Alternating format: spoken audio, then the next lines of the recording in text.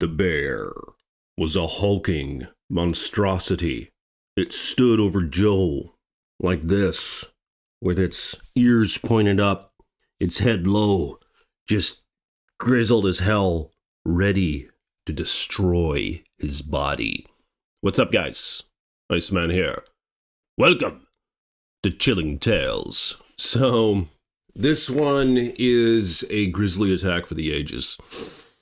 Wow, I just did a lot of research on this one. I saw some live interviews, I read about it, just what a hideous attack, but the outcome, I would say, is, on one hand, miraculous. You guys will see why in just a minute here. But I do appreciate you all. If you will, like this video, subscribe to the page, and paw the bell so you're notified next time I post a video. And blessings to my patrons, links in the description below. So this is a father and son story. And for those of you who follow my channel, you know that generally I don't post about this stuff. I'll usually have an individual attack. I'll usually have attacks against chicks, young women, etc. But this one is something else. So we're going to call these guys Joe and Phil, all right? Just to sort of cover up their identities. But I mean, I will post on my Patreon the real story if any of you guys want to see it. Some footage, some actual photos of the bear, just crazy things like that. But Joe and Phil were hunters. They lived in Wyoming. They did the thing where you get on horseback, you go out into the woods. I don't really know what they do with their horse. They tie him up or something, or they leave him at a lodge and they walk out. I don't really know, but they were hunters. And Joe, the younger one, he was like in his 30s, where his dad was in his late 50s to his 60s. So they were men, and hunting was just something that they grew up doing, both of them.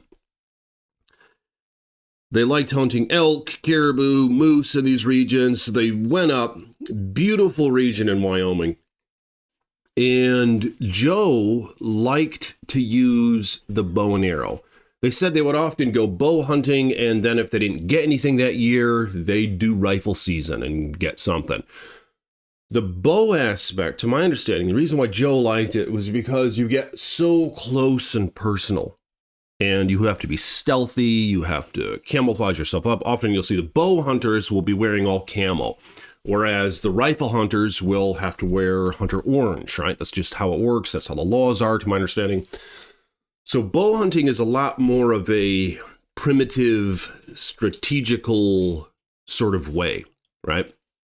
The hunter versus prey. Whereas the rifle, I mean, you can sit way back, a couple hundred yards, blast the thing, go get it, and that's that.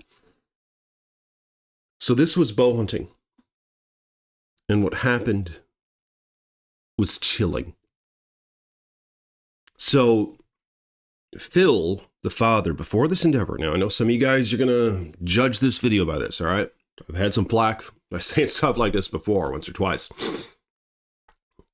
One subscriber even said they left the channel because of it. But I mean, I'm just stating what happened, all right? This is what they said. You can do what you will with the pieces. So Phil, the father, what he did, according to the interview, I saw him say this with my own eyes, all right? I saw it come out of his mouth, the actual guy. He said, before this hunt, I lifted up a prayer to the Creator to guide my arrow, right? That I can get a good elk with it. To guide the arrow. So, and what came of that is just sends chills down my spine. Who knows? Maybe it was luck. Maybe it was fate. But I mean, it's not all rainbows and butterflies, all right? This attack was vicious. Something really, really nasty happened. So, Joe, the younger one, was up on the hillside, right? So they'd split up about 50, 60 yards apart. He was up on the hillside, all camouflaged out. And then his dad, Phil, was down the hill, kind of parked against a tree, just sort of waiting. They started elk calling. They sprayed the stuff on him. I don't know what it is, the elk piss or something, which may have contributed to this attack. They spotted an elk. His son Joe saw it. He was following it with his arrow. started to draw his arrow. And all of a sudden, unusually so, the elk just scampers off. Joe's like, what the hell just happened? Why did it do that? Lo and behold, he heard some sticks cracking behind him. He turns. And what did he see? Well, what do you think? A hulking, Bruin grizzly bear. This bear was standing there like this, all hunched up, the big old hump on its back, just staring down at this man, which is really weird because this was a male bear. All right. Most of the time with these attacks, it's a female grizzly protecting her cubs. When it comes to the grizzly attacks that I cover on this channel, that's often the case. It's not always the case, but it's often the case. To have a male grizzly in a predatory sort of manner attack a human, wow, just how concerning that is. And how dangerous that is. That often leads to death. I mean, that's what happened to Timothy Treadwell, for example. It was a male bear. The reason why it attacked, who knows? I mean, it was hungry, but when a male bear attacks, it's often for different reasons. It's often because it's hungry or it's pissed off. My speculation is this bear was pissed. It was probably hunting the same damn elk. And then you see these guys, you know, like, I don't know. But Joe sees it.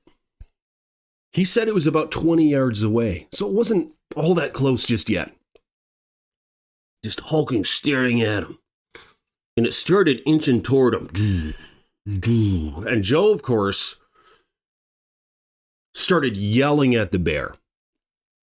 Get out of here! Get out of here! Get! And his dad, Phil, down the hill, he knew that could only mean one thing. He knew there was a bear. He knew that his son wouldn't be yelling like that about anything else. I mean, when they're hunting, they're being quiet. This is a spiritual thing for them, you know? This is a big time of the year. You're not yelling like that unless if it's a bad situation. Instantly, his dad knew it was a bear. So Joe said, yelling, get out of here, bear! Get out of here! Get out of here! And he thought about drawing his bow, but before he even could, this thing charged at him. Just barreling through the woods. Joe stands up and runs. Now, some would say, hey, that's a bad idea, Iceman. You gotta stay there, fight. You know what? They weren't armed with a sidearm. All they had were their bows. And he didn't have time to load that thing, to mount the arrow, to my understanding. So he turned and he started running toward his dad down the hill, which is a good move, according to my perception so far and my understanding of bears. If he were to run the other direction, you say, well, I said, why did he run toward his dad? He's putting him in danger. No. If he runs the other direction, the bear's going to get him and it's going to kill him. If he runs toward his dad, the bear's less likely to continue pursuing. You know, they don't want to risk things. They know that humans can be dangerous. They're not stupid. Most attacks happen against individuals who aren't, you know, in the vicinity of others. I mean, sometimes it happens when they attack a crowd.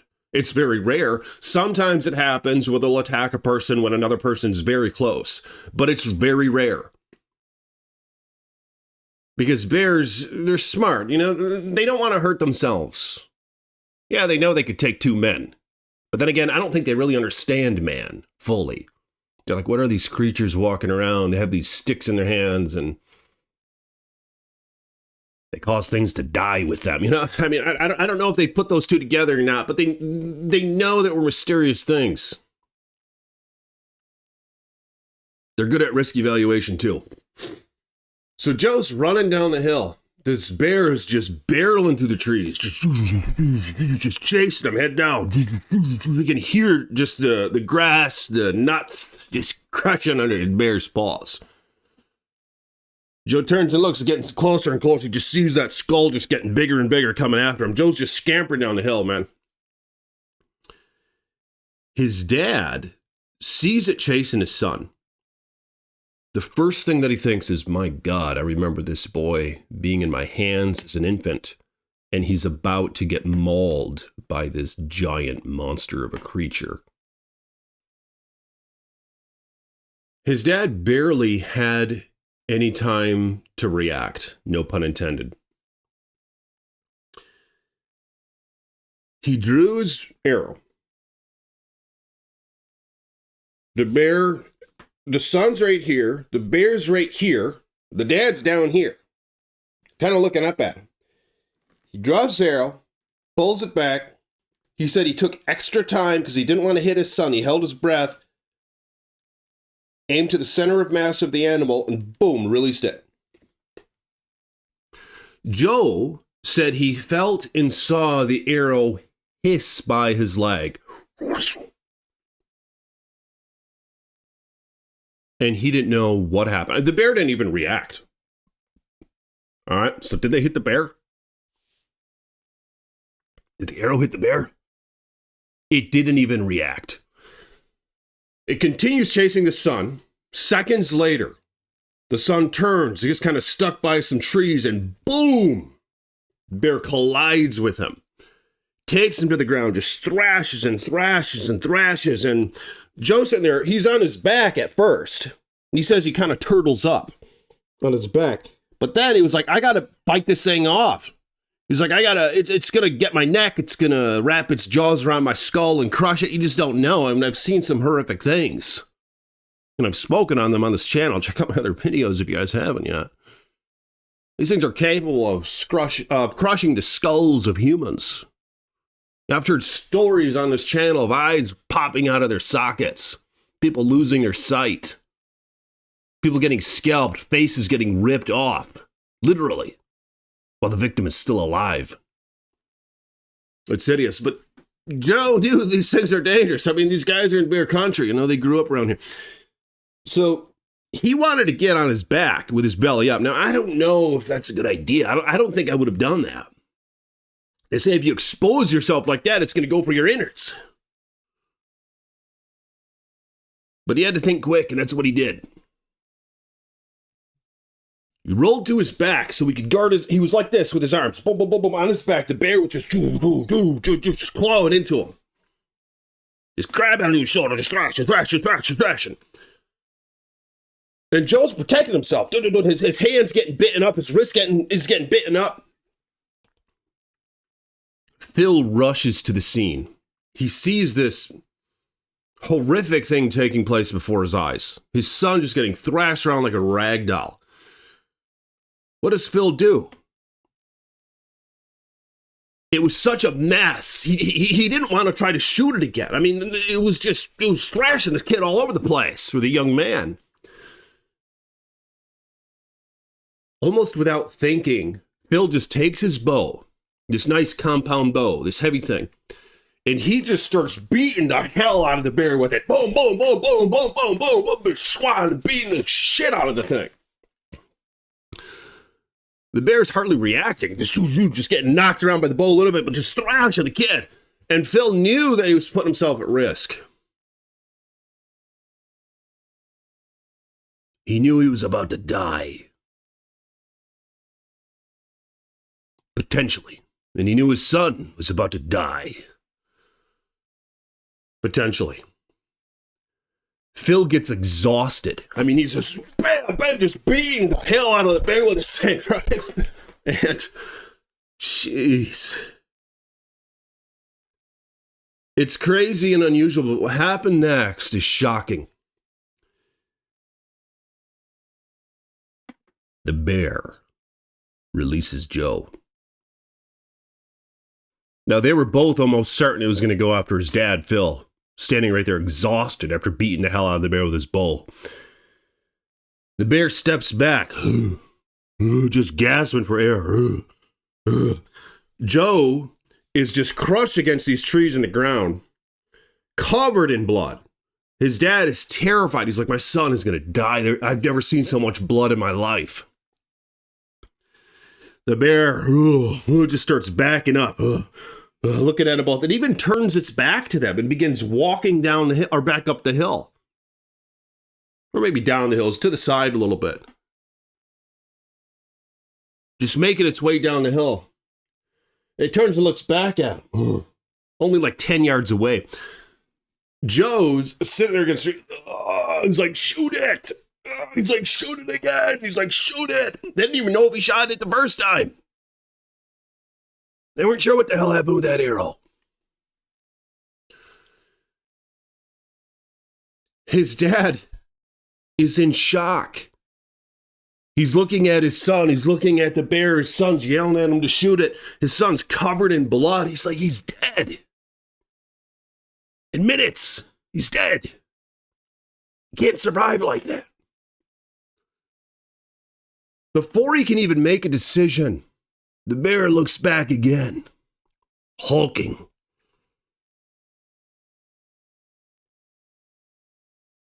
And then it collapses. Falls over on its side. Was it dead? Was it exhausted? Was it still alive? Was it about to come back? His dad embraced his son. Started ripping his Campbell jacket off, just checking his arms, checking his vitals, everything else, checking his belly, his face, his neck. Blood everywhere, but he starts brushing it off, starts wiping it off. They started to realize that most of that blood was from the bear. They couldn't leave it. They managed to get back to their vehicle. Joe's in there, a bloody, screwed up mess. Calls his wife. Tells her he was attacked by a bear. She was shocked. I mean, she thought he was joking at first. She even said in the interview, she's like, oh, I thought that when you get attacked by a bear, you die. She's like, what? Is he messing with me? He was terrified. He makes it to the hospital. He gets surgery that night, right? Because all these wounds all over his hands and his forearms, they thought they could get an infection. His wife sitting there in the waiting room, just like, oh my God, I could have lost my husband. She was like, what would I have told our 3-year-old son? Or kids, I think they might have had a couple of kids, I don't really know. They had a 3-year-old. Like, how would I have told them that? And their father just is gone forever. The rest of our lives. And she was just broken up. Even in the interview, she was crying in the interview. Just reciting this. What was going through her mind in that waiting room? He recovered. He wanted to stay out hunting that night. He was hoping the hospital visit wouldn't be that long. He wanted to go back out hunting. But he recovered.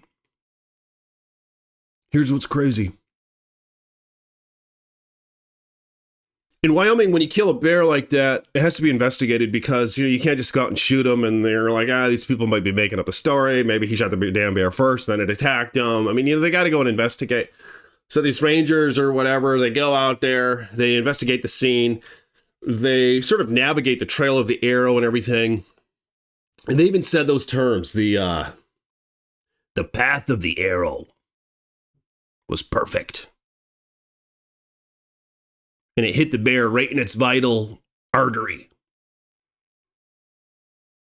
Just pumped blood out so fast. They said if it were inches off anywhere in any direction, the bear would have survived easily. Just one little arrow. It wasn't meant to hit a bear.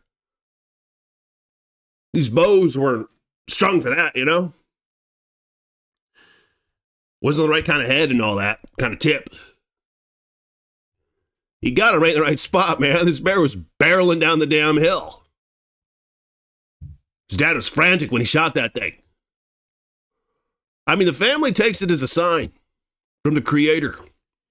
And they even recited, I was surprised in this documentary, most of them,